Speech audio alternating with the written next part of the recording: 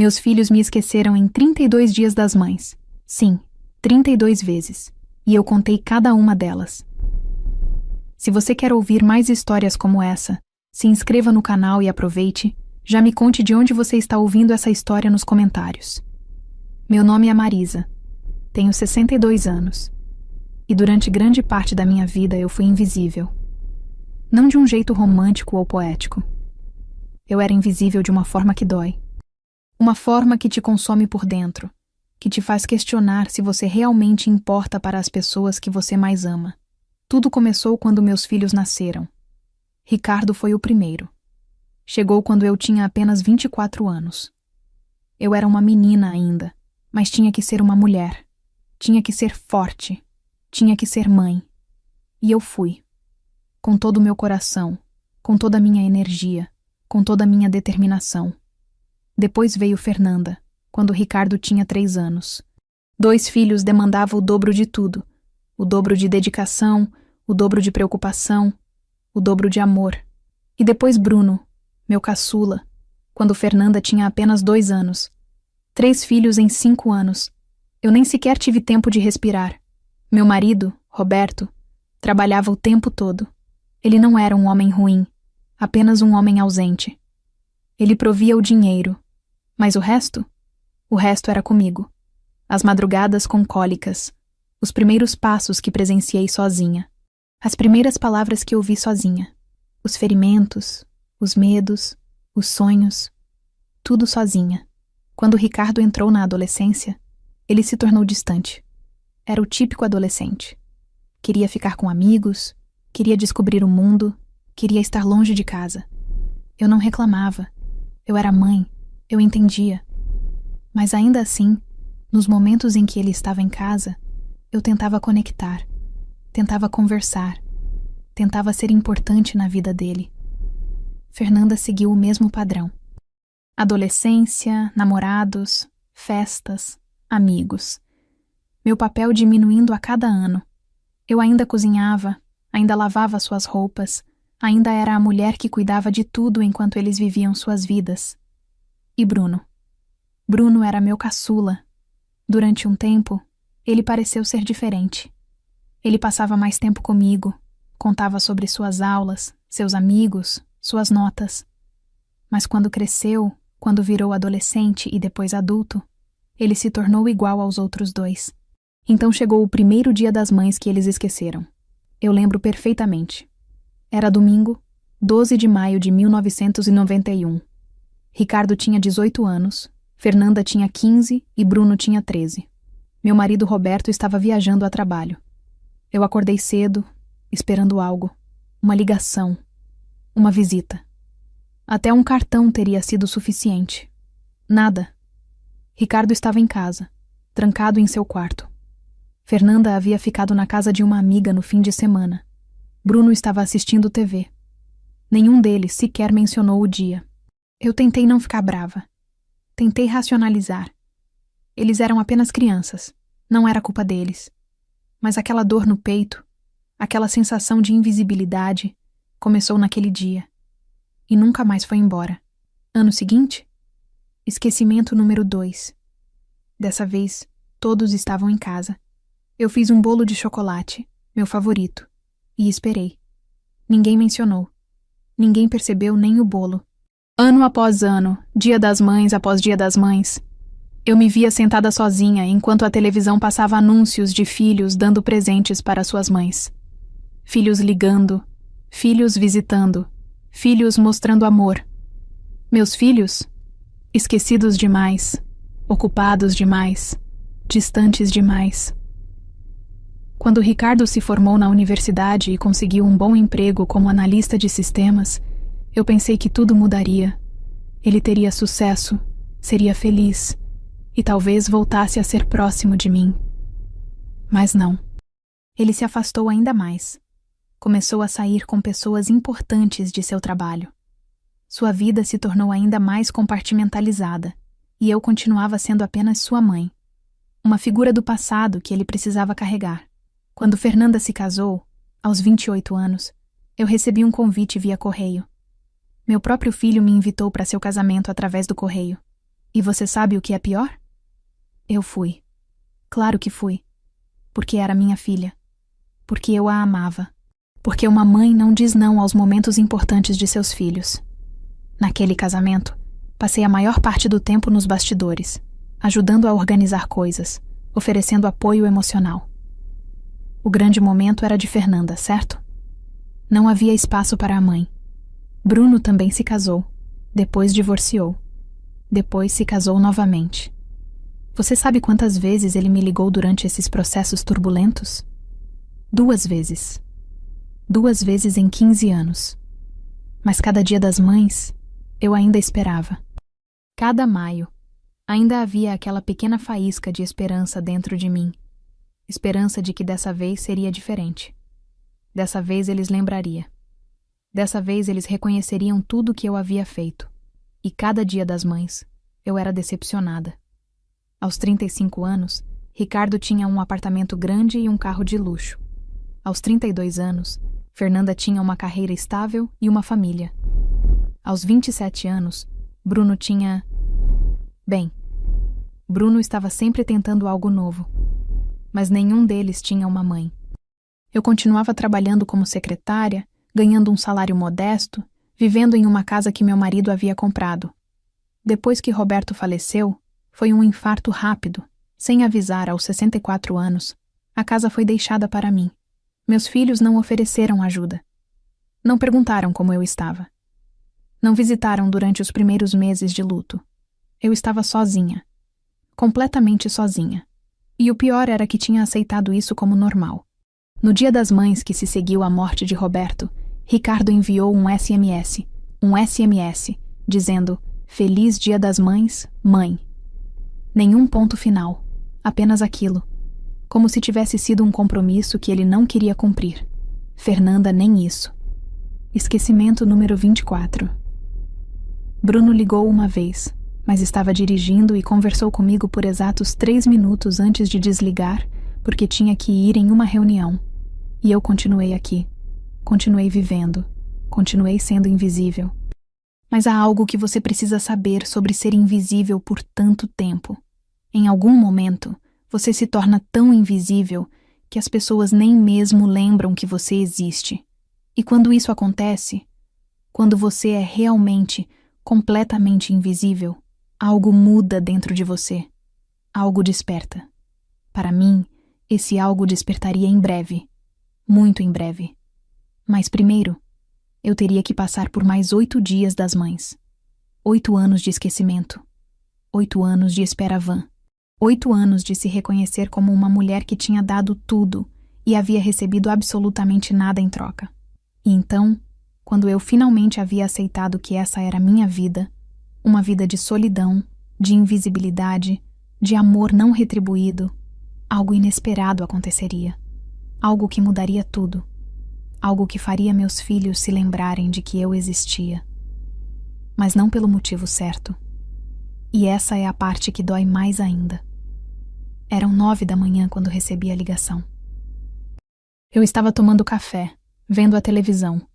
Um daqueles programas matinais que preenchem o vazio das horas quando você vive sozinha. O número era desconhecido, mas eu atendi. Tinha aquela sensação na minha intuição que me dizia que era importante. Dona Marisa? Perguntou uma voz masculina, profissional e ao mesmo tempo cuidadosa. Aqui é o Dr. Fernando Gonzalez, advogado. Eu tenho uma notícia sobre sua tia, Eulália.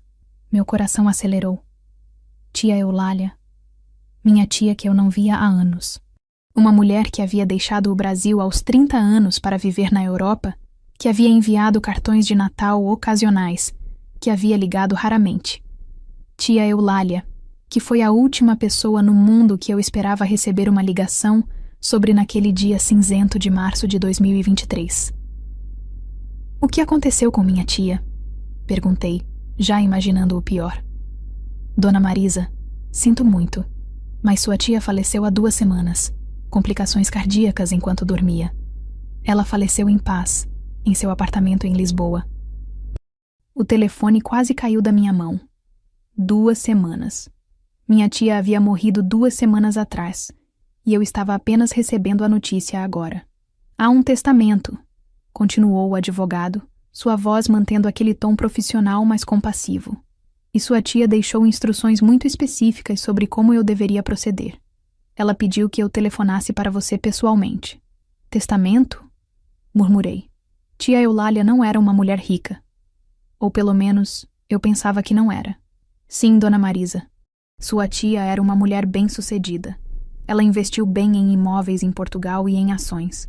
Seu patrimônio é considerável. Meu corpo inteiro começou a tremer. E qual é minha participação nisso? Perguntei, já sabendo que provavelmente seria algo pequeno. Talvez algumas joias. Talvez alguns pertences pessoais. Bem, é aqui que fica interessante, disse o advogado. Sua tia deixou instruções muito claras em seu testamento. Ela deixou tudo para você, Dona Marisa. Tudo. Seu apartamento em Lisboa, suas contas bancárias, seus investimentos, aproximadamente 3 milhões de euros. Silêncio. Aquele tipo de silêncio que enche seus ouvidos com um zumbido. Aquele tipo de silêncio onde o mundo parece parar por um segundo. Desculpa? Pode repetir? Perguntei, incerta de se havia escutado corretamente. Sua tia deixou tudo para você. Nada para outros parentes. Apenas você. Ela deixou uma carta explicando suas razões. Mas, resumindo, ela mencionou que via em você uma força especial. Que via em você uma mulher que merecia mais. E que queria garantir que você tivesse segurança financeira pelo resto de sua vida. Depois de desligar o telefone, passei horas apenas sentada na minha cozinha. Não conseguia processar o que havia acontecido. Tia Eulália, aquela mulher que eu via como distante, como alguém que havia escolhido ficar longe, havia me deixado uma fortuna. Nos dias seguintes comecei a pesquisar. Descobri que tia Eulália havia de fato sido uma empresária de sucesso em Portugal. Havia investido em propriedades durante a época certa, comprado ações que se valorizaram, construído um patrimônio considerável. E ela havia deixado tudo para mim. Meus filhos não sabiam. Eu não tinha contado a ninguém. Inicialmente recebi um e-mail do advogado com toda a documentação. E passei semanas lendo tudo, compreendendo exatamente o que havia recebido. 3 milhões de euros. Uma fortuna que mudaria completamente minha vida. Mas e meus filhos? Eles deveriam saber? Deveriam receber algo? Afinal, tia Eulália era uma parente deles também. Eu peguei o telefone. Chamei Ricardo primeiro. Oi, mãe. Ele disse com aquele tom de quem estava ocupado demais para estar falando comigo. Tudo bem? Está tudo certo aí? Tudo bem, querido. Eu só queria te contar que minha tia Eulália faleceu. Silêncio. Ah, que pena. Você quer que eu vá aí? Pode ser difícil lidar com isso sozinha. Não precisa vir, respondi, já sabendo que ele não iria mesmo. Ele não perguntou mais nada sobre tia Eulália. Não perguntou se ele deixou algo para os netos dele. Apenas disse que lamentava e desligou. Fernanda foi similar. Uma expressão de lamento perfunctória. Nenhuma pergunta de verdade. Nenhuma preocupação genuína com como eu estava a lidar com aquilo. Bruno nem atendeu o telefone. E naquele momento, sentada em meu quarto com aqueles documentos na minha frente, eu tomei uma decisão. Eu não diria a ninguém. Esse dinheiro era meu. Meu e apenas meu. Por 37 anos, eu havia dado tudo aos meus filhos. Meu tempo, minha energia, minha vida. E eles me recompensaram com indiferença. Mas agora eu tinha algo que era só meu. Passei os próximos meses em silêncio, fazendo arranjos legais. Conversei com um contador, abri contas bancárias novas, comecei a transferir os fundos para o Brasil. Não foi rápido. Envolver dinheiro internacional de uma herança não é simples, mas foi seguro. E durante todos esses meses de silêncio, enquanto eu arrumava minha situação financeira, comecei a sonhar. Algo que não havia feito em décadas.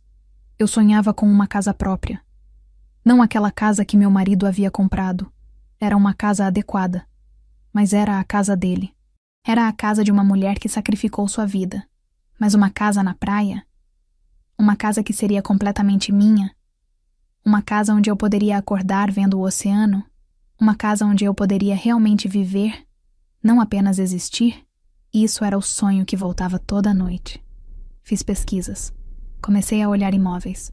conversava com corretoras, visitava propriedades quando tinha tempo, e em outubro de 2023 encontrei uma casa linda em um condomínio exclusivo em Praia Grande. 3 quartos, uma vista para o oceano de tirar o fôlego, uma varanda gigante, uma cozinha renovada. Era perfeita. Era cara? Sim. Mas eu tinha dinheiro. Dinheiro que era meu. Ofereci à vista. O proprietário aceitou imediatamente. E em dezembro de 2023, aos 62 anos, eu finalmente possuía algo que era realmente, completamente, incondicionalmente meu. Uma casa na praia que estava registrada em meu nome. Uma propriedade que ninguém poderia me tirar. Um novo começo. Mudei-me sozinha. Não avisei meus filhos. Eles não perguntavam onde eu estava de qualquer forma. E pela primeira vez em décadas, Marisa estava feliz. Não porque tinha dinheiro, mas porque, finalmente, tinha esperança. A primeira coisa que fiz quando entrei na casa foi simplesmente ficar parada no meio da sala. Apenas parada. Respirando. Deixando aquilo tudo afundar completamente dentro de mim. Era meu. Tudo aquilo era meu. A porta branca se fechou atrás de mim com um clique suave, e aquele som foi como um ponto final em uma história muito longa. Era o som do fim de uma vida e do começo de outra. A sala de estar era ampla, com piso de cerâmica clara que refletia a luz do final da tarde. As janelas grandes davam para a varanda, e através delas eu conseguia ver o oceano. Aquele oceano que eu havia imaginado durante meses enquanto preenchia a papelada em cartórios. Aquele oceano que seria meu despertar cada manhã. As paredes eram brancas e limpas. O proprietário anterior havia deixado o imóvel impecável. A cozinha era modernista, com eletrodomésticos novos, azulejos reluzentes, uma bancada de granito onde eu poderia ficar tomando café observando as ondas. Eram 3 quartos, como havia visto nos anúncios, mas agora que eu estava aqui fisicamente, eles pareciam ainda mais generosos. Cada um deles tinha uma possibilidade.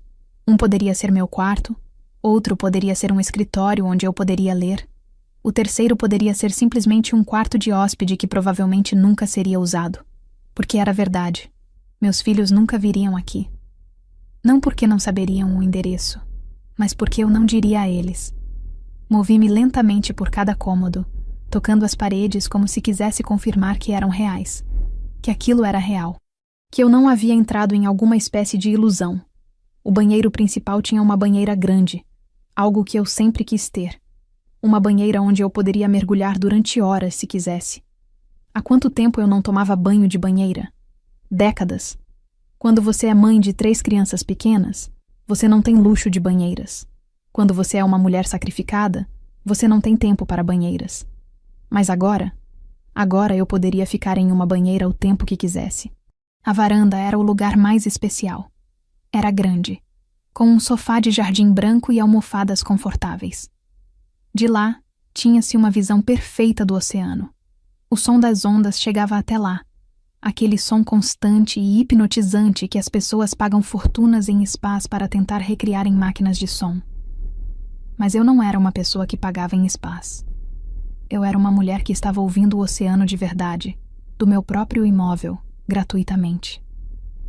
Sentei-me naquele sofá e comecei a chorar. Não era aquele choro de tristeza ou de frustração.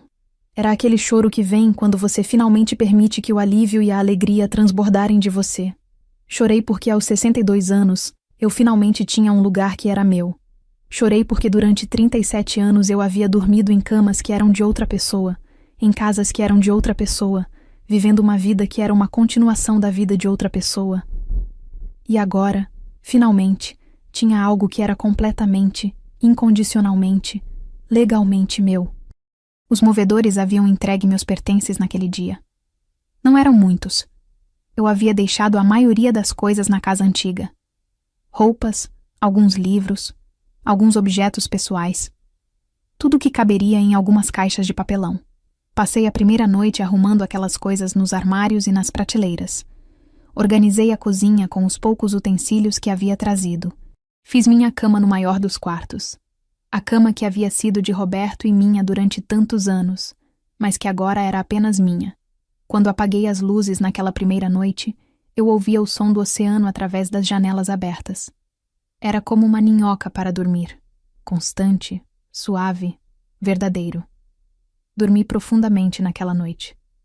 Pela primeira vez em anos, dormi sem nenhum peso no peito, sem nenhuma preocupação guardada.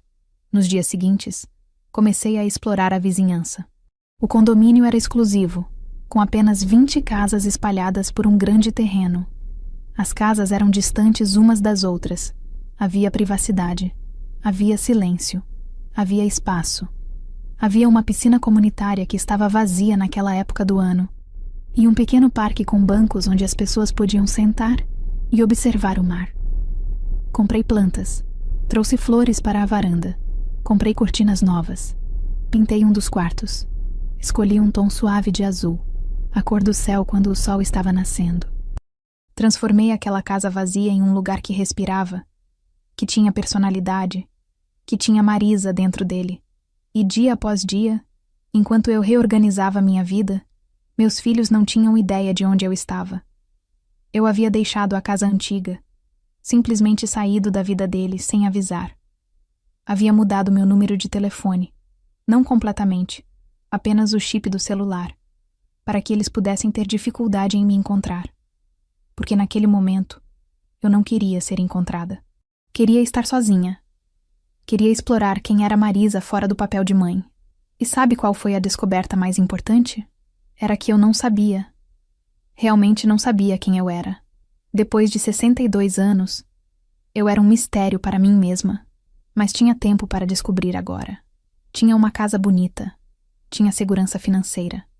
Tinha, pela primeira vez em minha vida adulta, a possibilidade de escolha. Alguns moradores do condomínio começaram a me notar.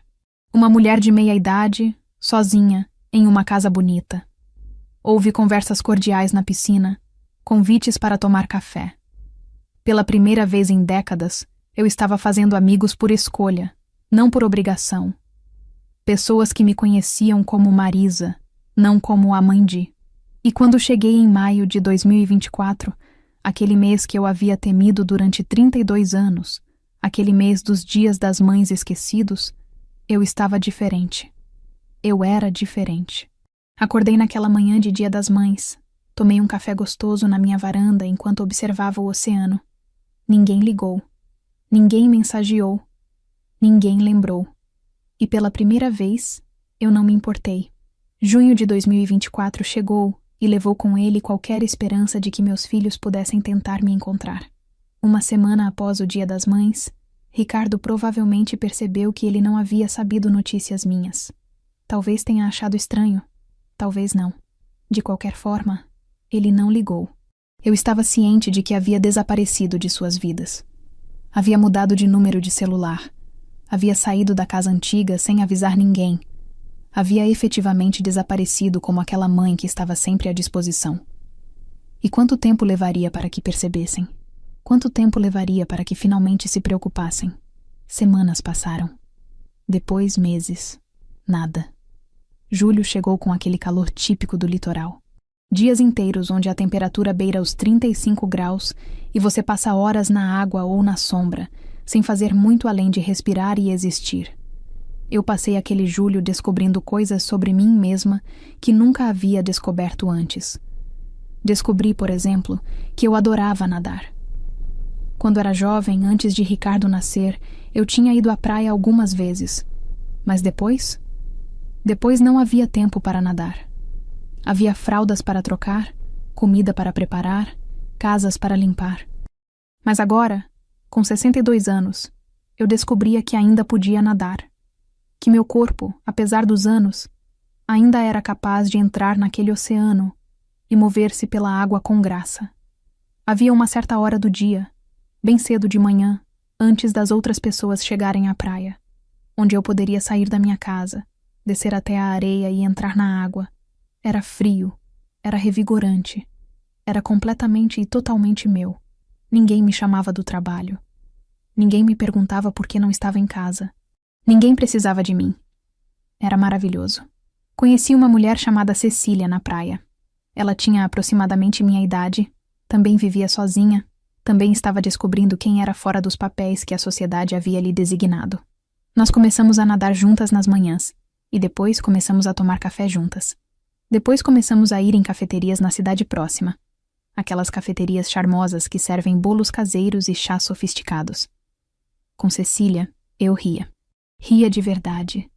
Daquele jeito que você ri quando você é feliz. Não aquele jeito que você ri para parecer bem para os outros. Ela me perguntou uma vez, enquanto tomávamos café em uma daquelas cafeterias, por que eu havia se mudado para a praia. Por que eu precisava desaparecer? Respondi. E era a verdade mais simples que eu havia dito em meses. De quem? Perguntou ela. De todo mundo, de meus filhos principalmente. Cecília não me julgou. Ela apenas assentiu, como se entendesse completamente. E depois me perguntou sobre eles. Então eu contei. Contei sobre 32 dias das mães esquecidos. Contei sobre Roberto morrendo e meus filhos não aparecendo. Contei sobre a herança, sobre a casa, sobre como eu havia finalmente começado a viver. Eles devem estar loucos procurando por você, disse Cecília. Provavelmente não, respondi com um sorriso sem humor. Eles nem sabem que desapareci realmente. Para eles, eu simplesmente parei de existir quando saí da casa deles. Eles estão ocupados demais com suas vidas para notar. Agosto chegou, depois setembro, e continuou.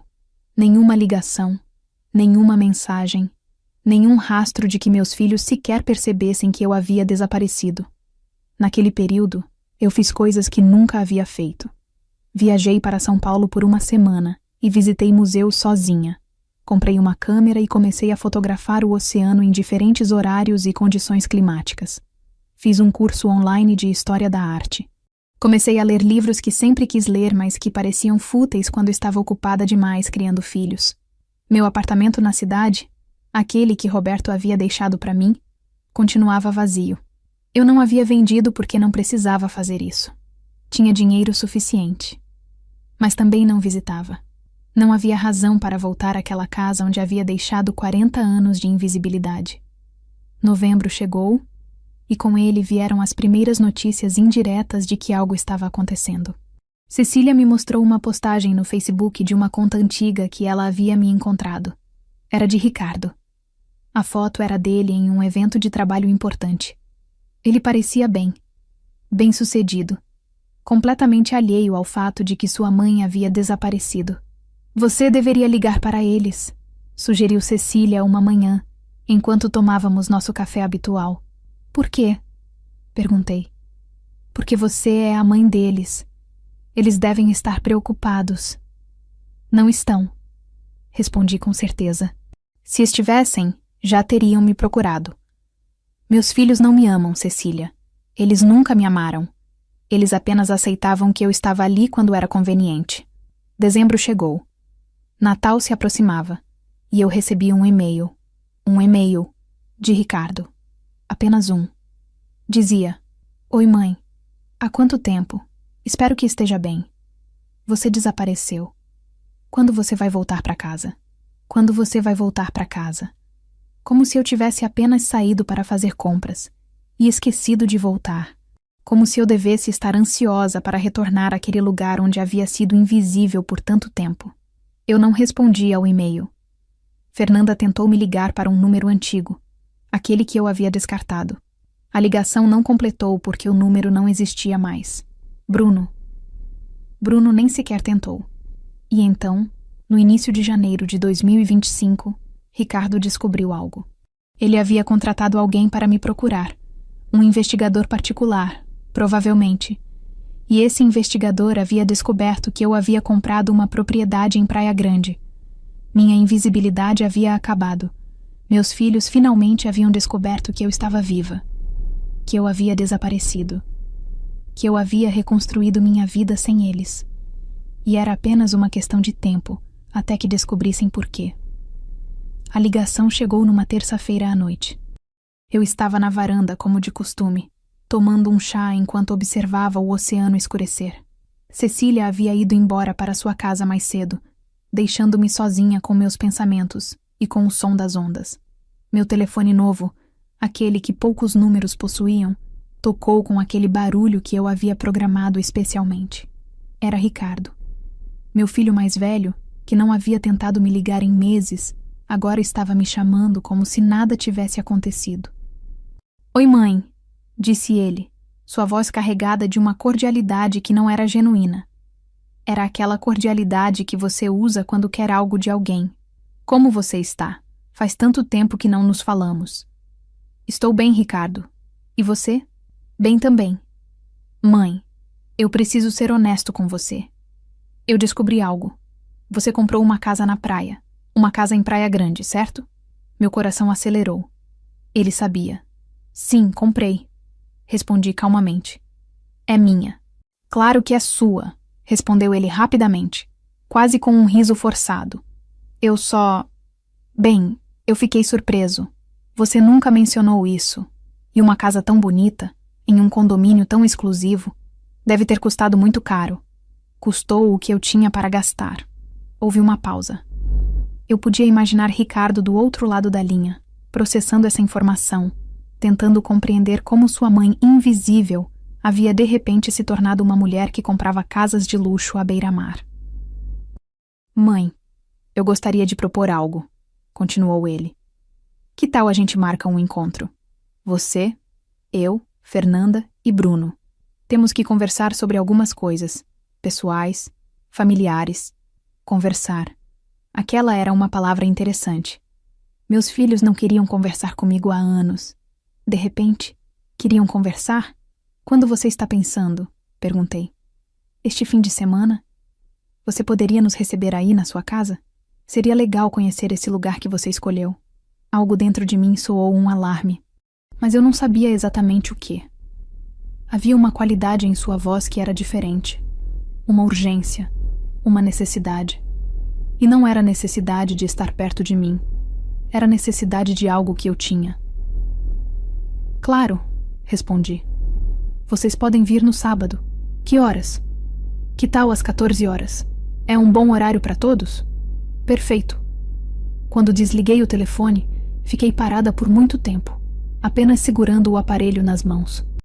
Ricardo nunca havia visitado minha casa antiga, aquela que Roberto havia deixado para mim. Ele não havia visitado em anos. E agora, de repente, ele queria visitar a propriedade que eu havia comprado? Ele queria conhecer minha vida nova? Liguei para Cecília assim que recompus-me. Eles descobriram, disse eu simplesmente. Descobre o quê? Sobre a casa? Sim, Ricardo ligou. Quer vir aqui no sábado, com Fernanda e Bruno, para conversar. Marisa, você acha que é uma boa ideia? Honestamente, eu não sei, mas eles vão descobrir de qualquer forma. Se eu recuso, eles vão apenas tentar vir mesmo assim. Quinta-feira, Ricardo enviou uma mensagem para o grupo de WhatsApp que havia criado com Fernanda e Bruno, um grupo do qual eu nem sabia que existia. A mensagem dizia: Pessoal, achei mãe. Ela está em uma casa na praia, em Praia Grande. Vamos visitá-la no sábado para entender melhor a situação. Vocês conseguem? Importante que os 3 vamos. Fernanda respondeu imediatamente. Claro. Que interessante. Ela não nos contou nada? Bruno. Que horas? Ricardo. 14 horas. Vou enviar o endereço. Eu sabia disso tudo porque Ricardo havia me adicionado ao grupo. Muito provavelmente para que eu sentisse a incluída, para que eu não desconfiasse. Mas eu desconfiava. Completamente. Sexta-feira, recebi uma ligação de Fernanda. Mãe, que alegria ouvir sua voz, disse ela com aquela cordialidade que era tão falsa quanto um amor de circo. Faz tanto tempo. Ricardo nos disse que você comprou uma casa. Deve ser maravilhoso. É sim. Como você está, querida? Bem.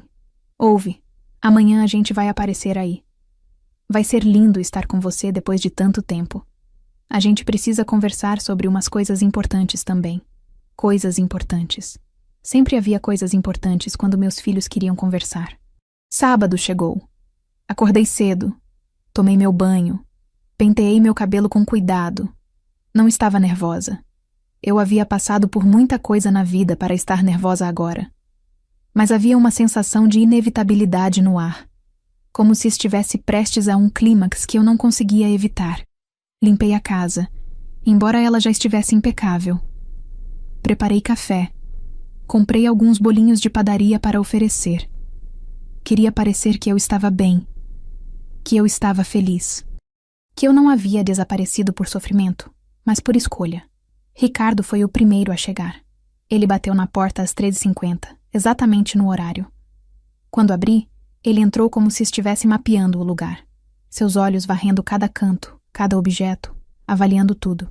Que linda mãe, disse ele, abraçando-me com aquele abraço que não tinha calor.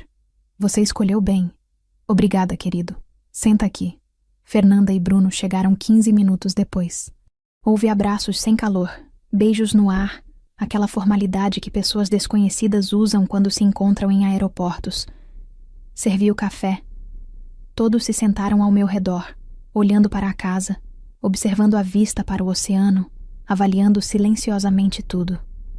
Mãe, essa casa é incrível, disse Fernanda, e havia algo predatório em seus olhos. Como você conseguiu comprar algo assim? Tia Eulália deixou uma herança para mim, respondi calmamente. Ela faleceu há alguns meses. Os três se entreolharam. Havia uma comunicação não verbal entre eles, que eu podia ver claramente agora. Uma comunicação que dizia: ouro, jackpot. Vamos conquistar isso. Que pena que você não nos contou, disse Ricardo, sua voz carregada de um significado que estava claramente tentando esconder. Uma herança tão grande. Você deveria ter compartilhado com a família. Por quê? Perguntei. Bem, começou Bruno, aquele que havia ficado silencioso até agora. Porque somos uma família. E famílias compartilham essas coisas. Vocês compartilharam comigo quando tiveram sucesso? Perguntei calmamente. Mãe, vamos não começar assim, disse Fernanda. A gente veio aqui porque se preocupa com você. Se preocupam comigo? Repeti. Interessante. Porque há meses que vocês não tentam falar comigo. Nenhuma ligação no Dia das Mães.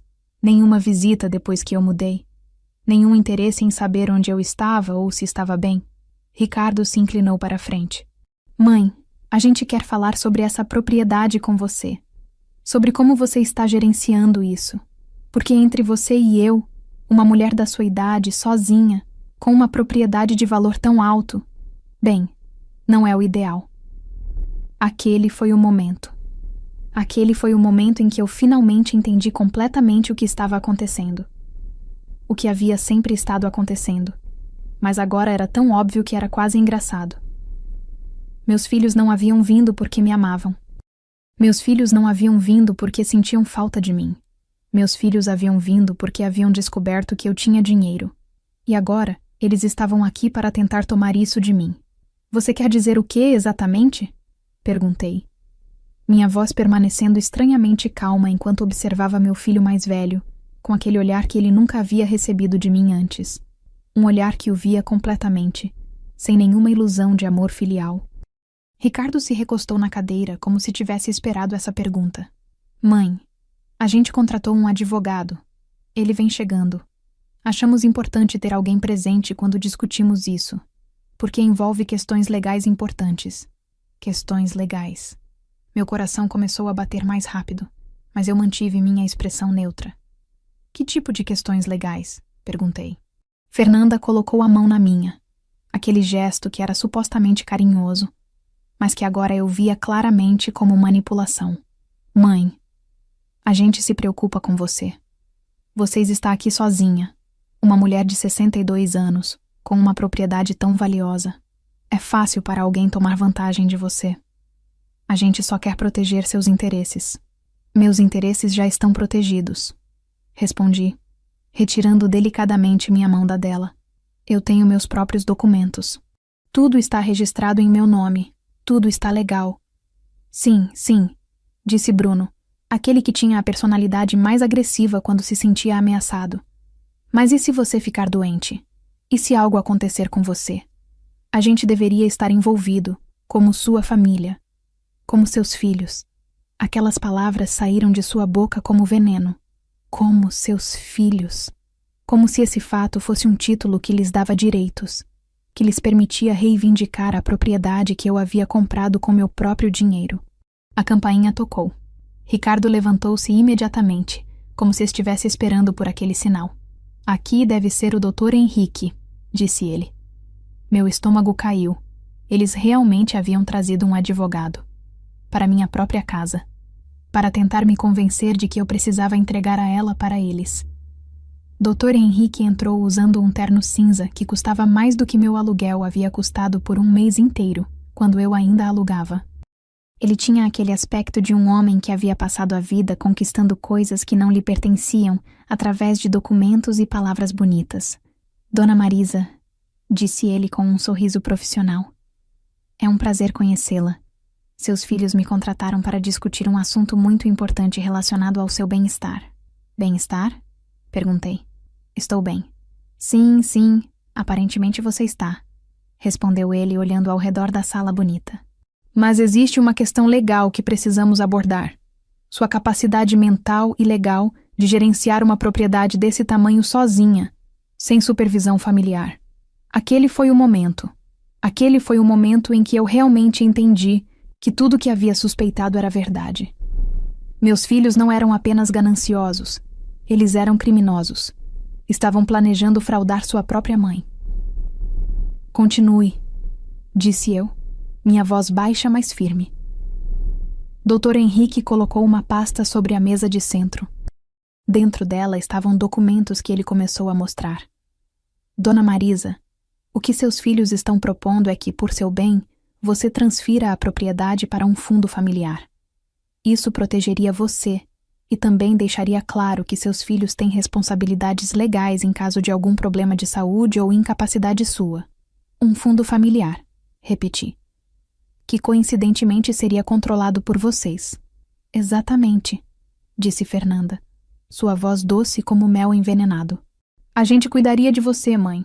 Você não precisaria se preocupar com nada. Vocês cuidariam de mim, repeti. Vocês que não me visitaram em meses. Vocês que não me ligaram.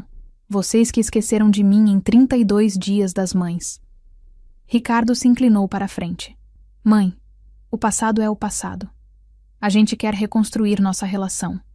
E parte de reconstruir isso é você confiar em nós com algo tão importante quanto essa propriedade.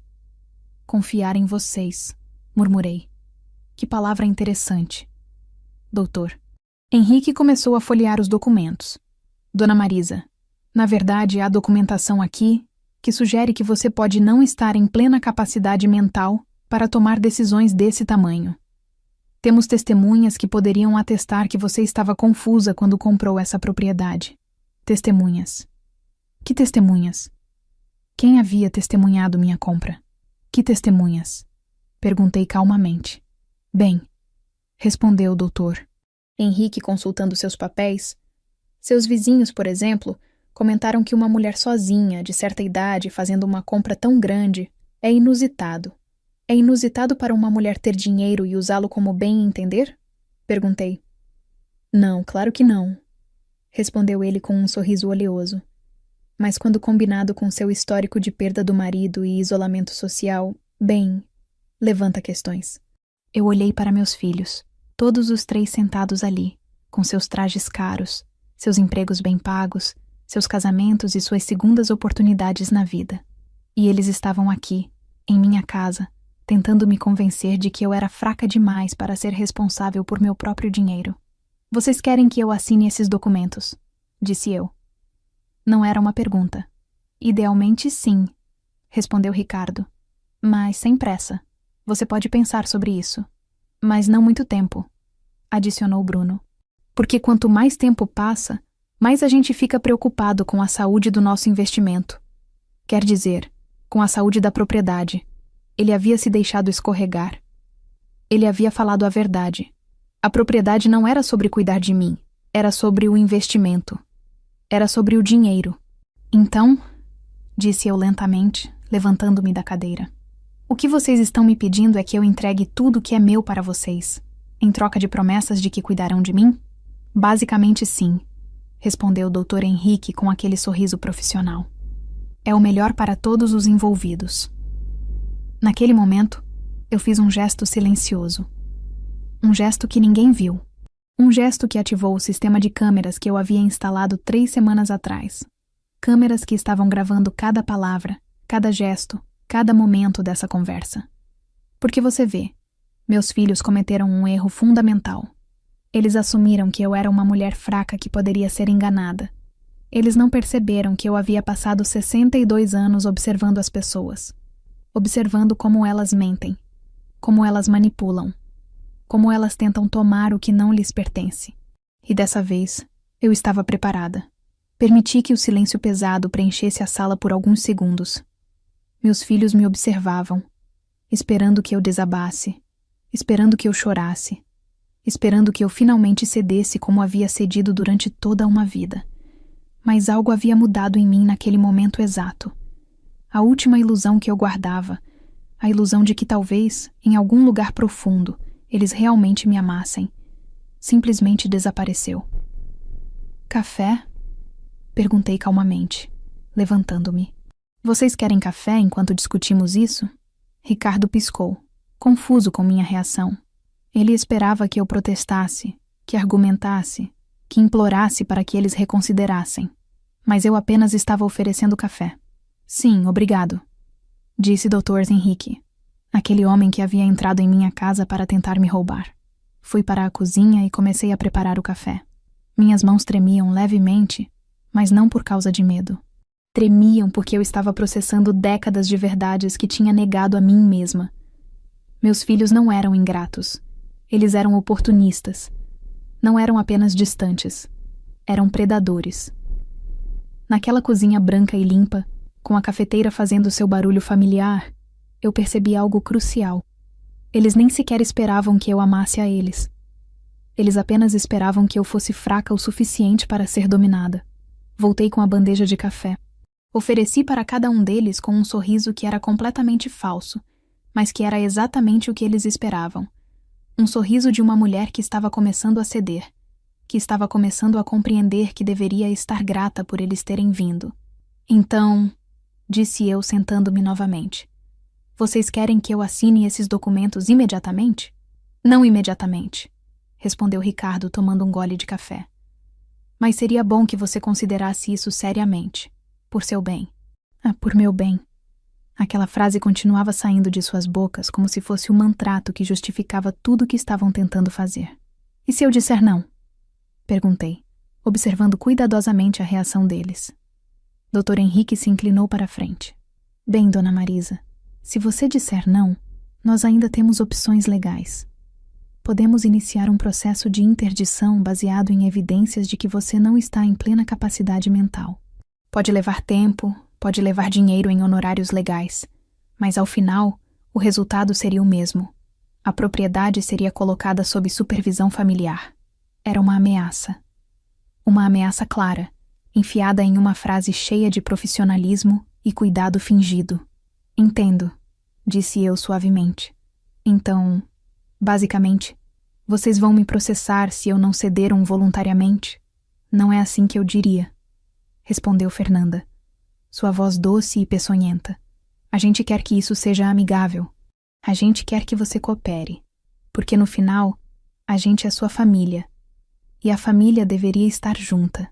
Olhei para minha filha, aquela menina que eu havia criado sozinha enquanto seu pai a negligenciava.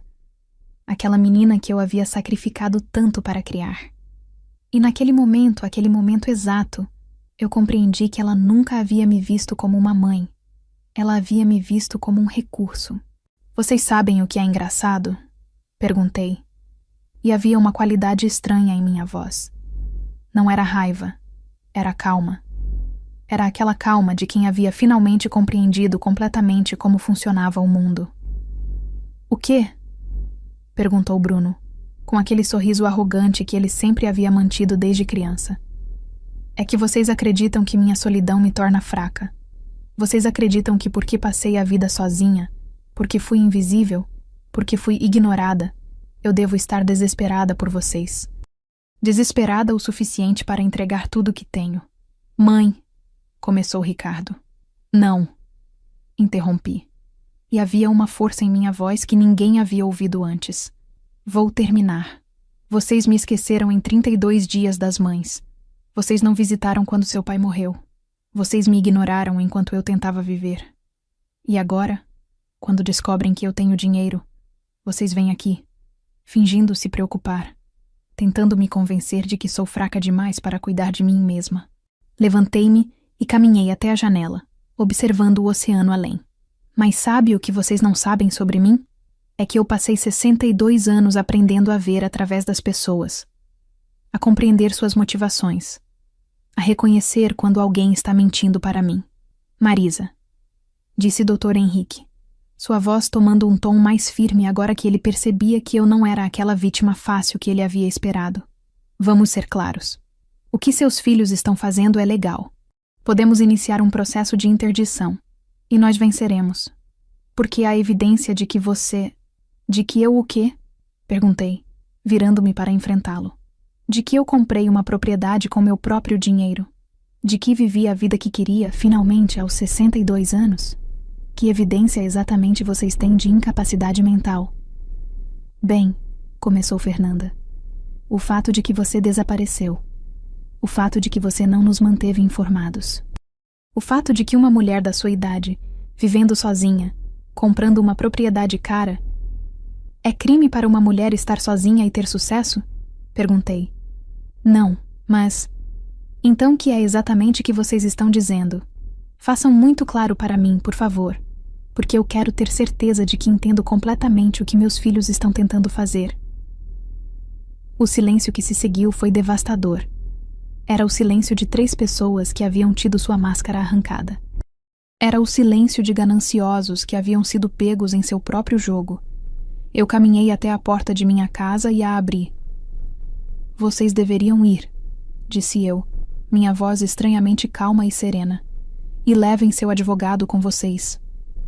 Mãe, vamos não terminar assim, suplicou Ricardo, levantando-se. Não estamos terminando nada, respondi. Porque nunca realmente começamos. Vocês nunca foram meus filhos de verdade. Vocês apenas foram pessoas que eu criei, que eu alimentei, que eu sacrifiquei por... Mas filhos? Não. Filhos verdadeiros não fazem isso. Enquanto eles saíam da minha casa, Dr. Henrique com seus documentos fraudulentos, Ricardo com seu rosto vermelho de vergonha ou raiva, Fernanda com suas lágrimas falsas, Bruno com seu silêncio agressivo, eu percebi algo importante. Eu finalmente havia dito não, e o mundo não havia desabado. Quando a porta se fechou atrás deles, eu permiti que a tensão saísse do meu corpo. Minhas pernas tremiam ligeiramente, mas não era de medo. Era de alívio. Era de libertação. Eu havia finalmente, após décadas, recusado seus pedidos. E estava ainda respirando. Ainda estava de pé. Ainda era dona de minha própria vida. Liguei para Cecília imediatamente. Eles foram embora? Perguntou ela, sua voz carregada de preocupação. Foram. Cecília, você precisa vir aqui. Agora. 20 minutos depois, Cecília estava sentada em minha sala, enquanto eu lhe contava cada palavra, cada ameaça velada, cada tentativa de manipulação. Quando terminei, ela me encarou com uma expressão que era simultaneamente piedade e admiração. Marisa, você sabe que o que eles fizeram é crime, certo? Tentativa de fraude, coação... Eu sei, respondi. E eu tenho evidência. Caminhei até o quarto e trouxe meu tablet. 3 semanas atrás, após a primeira ligação de Ricardo, eu havia instalado câmeras discretas em pontos estratégicos da minha casa. Não nas dependências privadas, apenas na sala de estar, na cozinha e na varanda. Câmeras que transmitiam para meu telefone em tempo real e gravavam tudo. Você gravou? Perguntou Cecília, seus olhos se ampliando. Cada palavra, cada gesto, cada confissão. Pressionei play. A imagem mostrava Ricardo, Fernanda e Bruno sentados na sala, enquanto esperavam por mim na cozinha. A câmera havia capturado o áudio perfeitamente. Ela vai assinar? Perguntava Bruno, sua voz áspera com ganância. Ela tem que assinar, respondeu Ricardo. O advogado disse que se não assinar voluntariamente, a gente consegue uma interdição facilmente. Uma mulher da idade dela, vivendo sozinha, comprando uma propriedade gigante sem consultar a família, é claro que está com problemas mentais. Quanto você acha que ela tem? Perguntava Fernanda. E havia uma qualidade em sua voz que era completamente diferente daquela que ela havia usado comigo. Era a voz de alguém que estava calculando. O corretor disse que a propriedade vale pelo menos 1,5 milhão, respondeu Ricardo. Mas tem mais. Ela mencionou uma herança de 3 milhões de euros. Se a gente conseguir colocar tudo em um fundo familiar, a gente divide entre os 3, completou Bruno. Metade para cada um. E a gente ainda cuida dela. Como se a gente fosse de caridade. Fernanda risonha. Ela está tão desesperada por atenção que vai aceitar qualquer coisa. A gente finge que se preocupa, a gente traz um advogado para intimidá-la e ela cede. É tão fácil que é quase triste. Que tal usar o argumento de saúde? Sugeriu Ricardo. Se a gente disser que estamos preocupados com a capacidade mental dela, o advogado pode conseguir a interdição legal. Mas quanto tempo isso leva? Perguntava Bruno. Semanas. Talvez meses. Mas ao final, a gente vence. Porque quem vai acreditar em uma mulher de 62 anos que vive sozinha? Ela é fraca demais para processar isso tudo legalmente. A gente tem os recursos. A gente tem advogados. Ela tem nada. Fraca demais para processar. Aquelas palavras ecoavam através do áudio como uma confissão perfeita. Parei a gravação. Isso é tudo o que você precisa, disse Cecília, sua voz tremendo com raiva. Isso é prova de fraude, de coação, de tentativa de roubo. Tem mais, continuei, pressionando o play novamente. A próxima cena era de quando o Dr. Henrique estava na sala, explicando o esquema. Toda a conversa sobre documentos fraudulentos, sobre testemunhas que não existiam, sobre a criação de um fundo familiar, que seria na verdade apenas um mecanismo para roubar minha propriedade. E havia mais. Cecília estava na cozinha comigo quando tudo acontecia. Ela havia vindo tomar café e estava ouvindo cada palavra que Ricardo, Fernanda e Bruno diziam quando saíram da sala. Ela tinha se tornado uma testemunha involuntária, mas uma testemunha ainda assim. Eles acham que vocês estão sozinha, disse Cecília, apontando para o áudio. Eles acham que vocês é fraca. Eles não fazem ideia de que vocês já tinham câmeras, que vocês já tinham testemunhas, que vocês já tinham um plano. Eu não tinha um plano, confessei. Mas depois que percebi o que estava acontecendo, eu fiz um. Porque não era apenas sobre proteger minha propriedade, Cecília. Era sobre fazer justiça. Era sobre mostrar a eles que não podem simplesmente pegar o que não lhes pertence. Liguei para Dr. Fernando Gonzalez, o advogado que havia cuidado dos detalhes da herança de tia Eulália. Ele era honesto, era competente, e ele odiava fraudadores. Dr. Fernando, eu preciso de sua ajuda. Meus filhos tentaram me fraudar hoje. Quando lhe contei tudo, sobre as câmeras, sobre as gravações, sobre os documentos fraudulentos que Dr. Henrique havia trazido, ele ficou em silêncio por um longo tempo. Marisa, você tem tudo registrado? Tudo, áudio e vídeo, câmeras profissionais que eu instalei legalmente em minha propriedade, em áreas comuns. Você precisa ir à polícia, disse ele. Isso é crime, fraude, tentativa de roubo, coação. A polícia precisa saber. Liguei para a delegacia local. Expliquei a situação, informei que tinha evidência. Uma delegada chamada Torres respondeu ao meu chamado pessoalmente. Aparentemente havia algo sobre o caso que a intrigava, talvez porque era raro uma vítima ter tanta evidência tão bem documentada. Você quer que isso vá à frente? Perguntou a delegada Torres, depois de eu mostrar a ela as gravações na delegacia. Sim, respondi calmamente. Quero que meus filhos saibam que o que tentaram fazer é crime. Quero que eles entendam que não podem pegar o que não lhes pertence, não importa quem sou eu para eles. A delegada Torres sorriu. Um sorriso que era tanto de admiração quanto de satisfação profissional. Dona Marisa, você fez um trabalho excelente documentando isso tudo. Vamos processar. Seus filhos vão ouvir sobre isso da polícia, não de você. Naquela noite, enquanto Cecília dormia na minha casa, ela havia insistido em ficar comigo.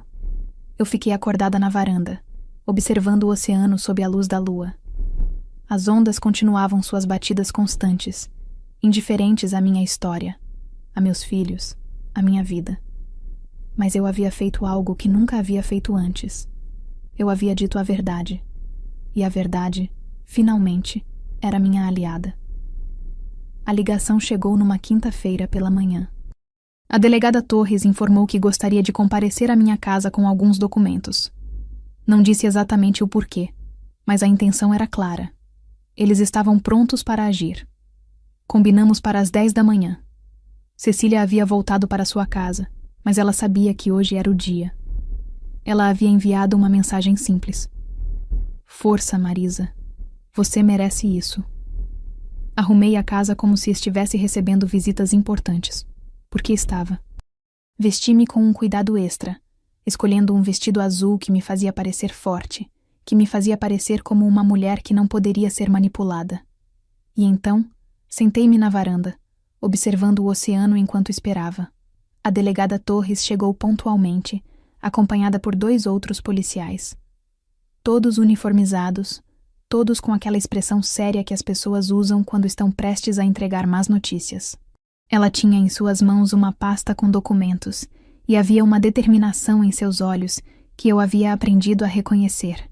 Dona Marisa, disse ela, estendendo a mão em um aperto de mão profissional. Tudo certo por aqui? Tudo bem, delegada. Você quer sentar? Ofereci café, que ela recusou educadamente. Os 3 policiais permaneceram de pé, mantendo uma postura que era ao mesmo tempo protetora e intimidadora. Eu apreciava isso. Eles estavam aqui, literalmente, como meu escudo.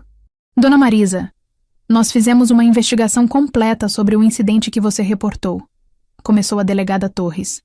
E com base nas gravações que você forneceu, em seu depoimento e nas evidências de coação clara, nós estamos prestes a tomar ação formal contra seus filhos. Ela abriu a pasta e mostrou uma série de documentos. Extorsão qualificada, tentativa de fraude, coação. Essas são as acusações iniciais que iremos ajuizar. Meu coração acelerou, mas eu mantive minha expressão neutra. Extorsão. Aquela era a palavra que resumia tudo.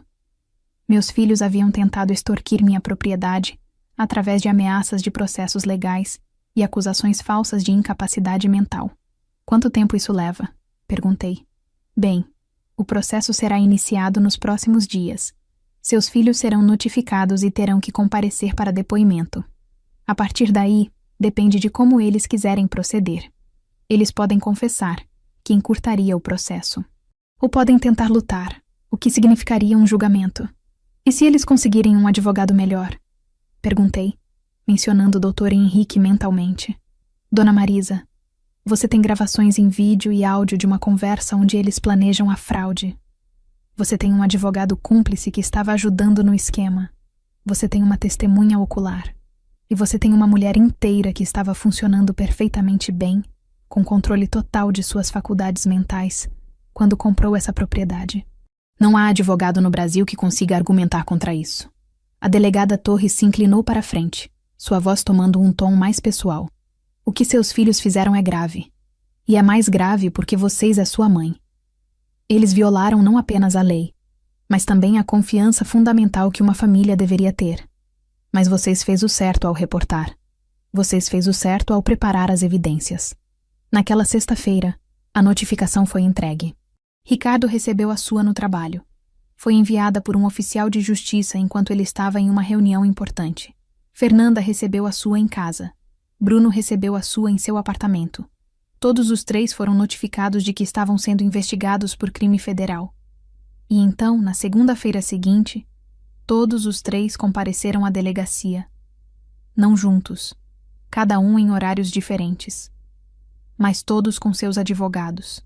Todos com o rosto pálido e aquela expressão de quem havia finalmente compreendido que a brincadeira havia terminado. Eu não estava presente para seus depoimentos. A delegada Torres havia me dito que não seria necessário, que as gravações falariam por si mesmas. Mas recebi atualizações. Ricardo tentou primeiro negar. Disse que a conversa havia sido mal interpretada que ele estava apenas preocupado com minha saúde mental. Mas quando confrontado com as gravações, seu advogado sussurrou algo em seu ouvido e ele mudou de estratégia. Começou a chorar. Começou a dizer que estava sob pressão financeira, que havia problemas em seu casamento, que havia cometido um erro. Fernanda insistiu que ela não sabia sobre nenhum esquema de fraude, que Ricardo havia a manipulado também, que ela era apenas uma filha preocupada. Mas as gravações mostravam claramente ela discutindo quanto dinheiro poderia receber de minha propriedade. Bruno foi o único que manteve a compostura. Ele simplesmente se recusou a responder perguntas sem seu advogado.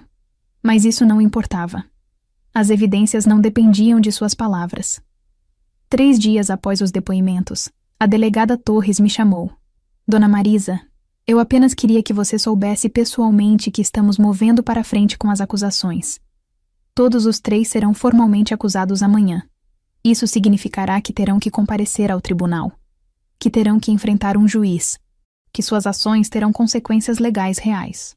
E quanto a Dr. Henrique? Perguntei. Ele também está sendo investigado por cumplicidade em fraude. Ele perderá sua licença de advogado. Ele pode ser processado criminalmente também.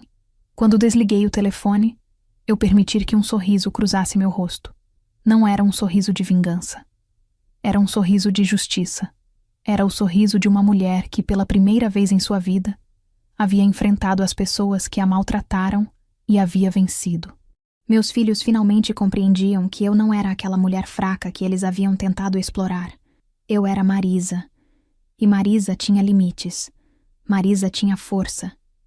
E Marisa finalmente estava disposta a defendê-los. A sala de interrogatório era pequena, cinzenta, com aquele cheiro característico de instituições governamentais. Uma mistura de desinfetante e desespero. A delegada Torres havia me oferecido a oportunidade de estar presente enquanto entrevistava meus filhos com as gravações. Eu havia hesitado, mas então pensei: por que não? Eles haviam me feito sofrer por décadas. Por que não deveria eu estar ali quando finalmente enfrentassem as consequências?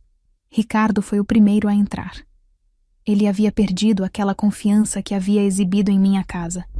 Seus ombros estavam curvados, seus olhos vermelhos de choro. Quando a delegada Torres pressionou play na gravação, aquela onde ele discutia como eu era fraca demais para processar isso tudo legalmente, ele literalmente desabou na cadeira. Não, não, não, repetia ele balançando a cabeça. Eu não quis dizer isso. Aquilo foi apenas conversa. Nós estávamos brincando. Você estava brincando sobre fraudar sua mãe? Perguntou a delegada Torres, sua voz carregada de desprezo. Nós não estávamos tentando fraudá-la, gritou Ricardo, e havia desespero puro em sua voz. Nós estávamos em dificuldades financeiras. Meu casamento estava desabando. Eu tinha dívidas que não conseguia pagar. Quando descobri que mãe tinha comprado essa propriedade, eu simplesmente pensei que poderia resolver meus problemas. As lágrimas começaram a descer por seu rosto. E você achou que fazer isso fraudando sua própria mãe era a solução? Perguntei, minha voz vindo da porta onde eu havia permanecido de pé, observando. Ricardo se virou e me viu. Seu rosto ficou ainda mais pálido. Mãe, eu sinto muito. Eu sinto muito, muito. Por favor, você pode falar com a delegada? Pode dizer que você não quer processar? Nós somos família. Nós poderíamos resolver isso entre nós. Meu coração não fez nada. Não se apiedou. Não se quebrou. Não, respondi simplesmente. A lei é a lei, Ricardo. E você violou a lei. Fernanda foi a próxima. Ela também entrou chorando. Também desabou quando viu as gravações. Mas sua abordagem era diferente. Mãe, você não entende. Ela começou. Aquele tom manipulador ainda presente mesmo em seu desespero. Eu estava sob pressão de Ricardo. Ele me forçou a participar. Eu não queria fazer isso. As gravações mostram claramente que você estava discutindo quanto dinheiro você receberia, respondeu a delegada Torres calmamente. Você estava entusiasmada com a ideia. Não parecia forçada. Eu estava fingindo, gritou Fernanda. Eu sempre fingia para agradar Ricardo. Mãe, você sabe como eu sou. Eu apenas queria que meus irmãos aprovassem. Naquela sala cinzenta, enquanto assistia minha filha tentar se isentar de responsabilidade, uma verdade final se cristalizou dentro de mim. Meus filhos não eram apenas ingratos.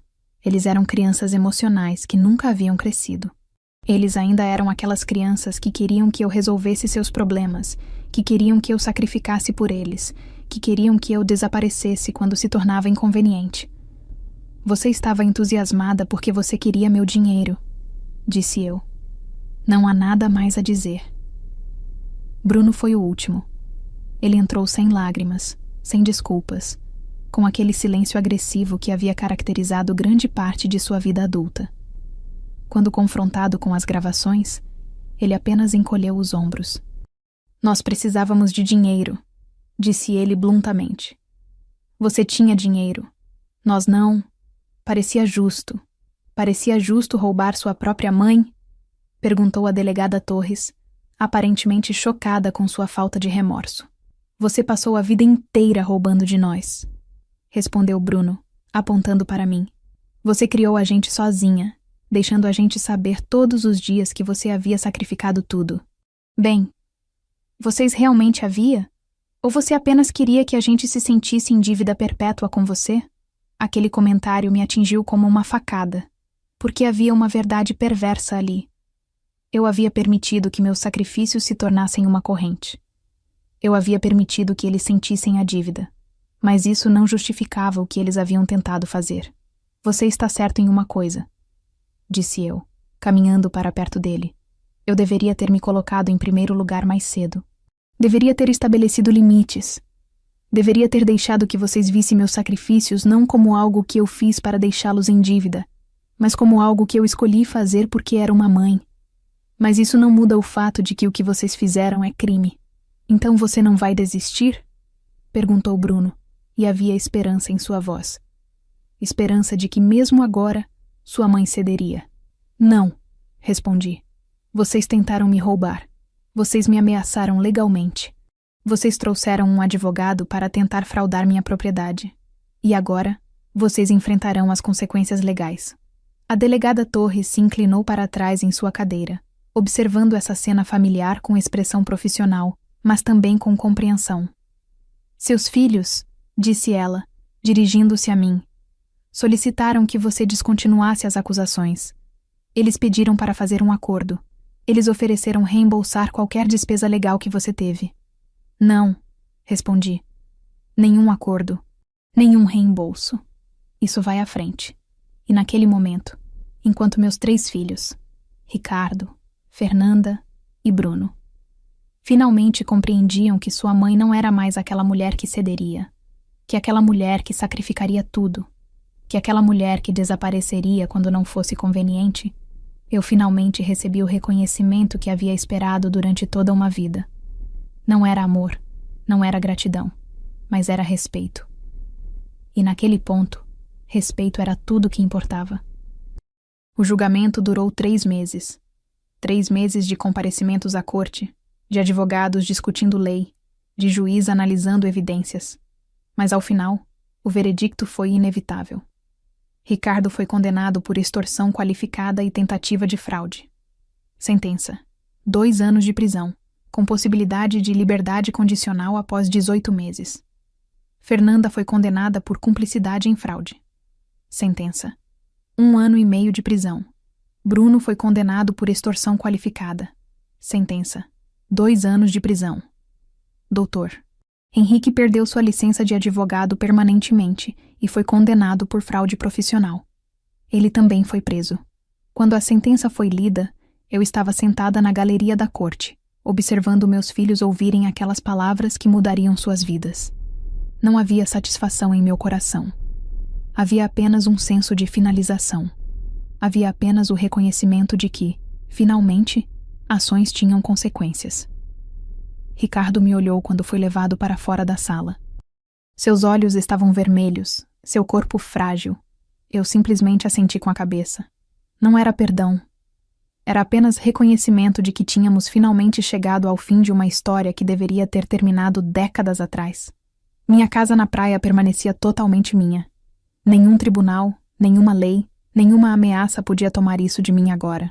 Toda a propriedade estava completamente assegurada legalmente, protegida não apenas pelos documentos de compra, mas também pela lei que havia condenado meus filhos por tentar roubá-la.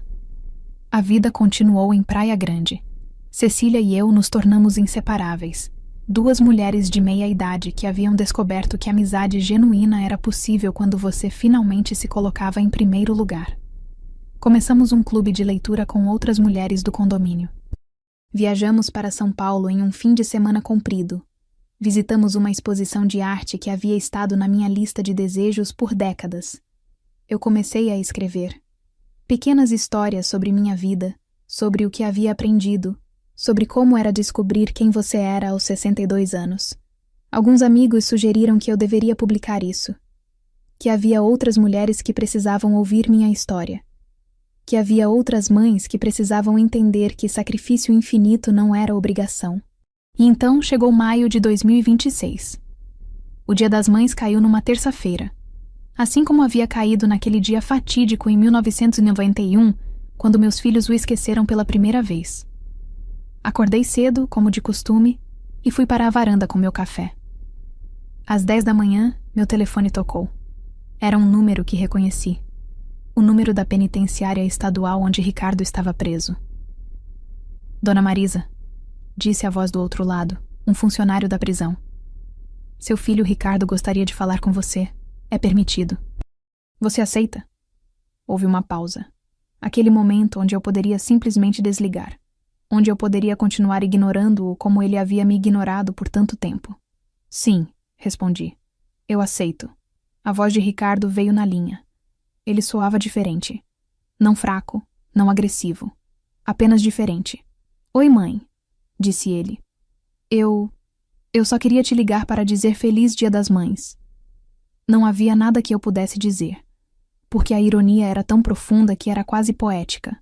Meu filho estava me cumprimentando no Dia das Mães, pela primeira vez em 35 anos, de dentro de uma prisão que ele havia ajudado a se colocar. Obrigada, Ricardo, respondi calmamente. Mãe, eu sinto muito. Eu sinto muito por tudo. Eu sinto muito por ter tentado roubar de você. Eu sinto muito por ter desaparecido. Eu sinto muito por ter sido tão ingrato. Eu sei que você sente, respondi. E era verdade. Eu podia ouvir em sua voz que ele finalmente compreendia a profundidade do que havia feito. Quando eu sair, quando tiver pago minha dívida à sociedade, eu gostaria de tentar novamente. Não para pedir algo seu. Não porque vocês têm dinheiro. Apenas para ser seu filho de novo. Eu respirei profundamente. Nós veremos, Ricardo. Vamos ver. Não foi perdão completo. Não foi reconciliação instantânea. Mas foi um começo. Um começo frágil, mas um começo ainda assim. Bruno ligou naquela noite, sem escusas, apenas dizendo que havia visto como Ricardo havia se comportado e que gostaria de fazer o mesmo. Fernanda enviou um cartão que chegou alguns dias depois. Um cartão que ela havia feito à mão enquanto estava na prisão, com uma mensagem de desculpas genuínas e um desenho de flores. Naquela noite, sentada em minha varanda, observando o oceano sob a luz do luar, eu permiti que as lágrimas caíssem. Não eram lágrimas de dor. Eram lágrimas de uma mulher que havia finalmente compreendido que justiça não era apenas sobre punição. Era sobre transformação. Meus filhos estavam na prisão, sim. Mas eles também estavam, pela primeira vez, realmente vendo sua mãe. Estavam compreendendo o que haviam perdido. Estavam entendendo o custo de sua ganância e indiferença. E eu estava finalmente vivendo. Eu estava cercada de amigos verdadeiros. Eu tinha uma casa bonita que era completamente minha. Eu tinha segurança financeira. Eu tinha paz. Marisa não era mais invisível. Marisa havia se tornado visível. Marisa era finalmente, plenamente, ela mesma. E era mais do que suficiente.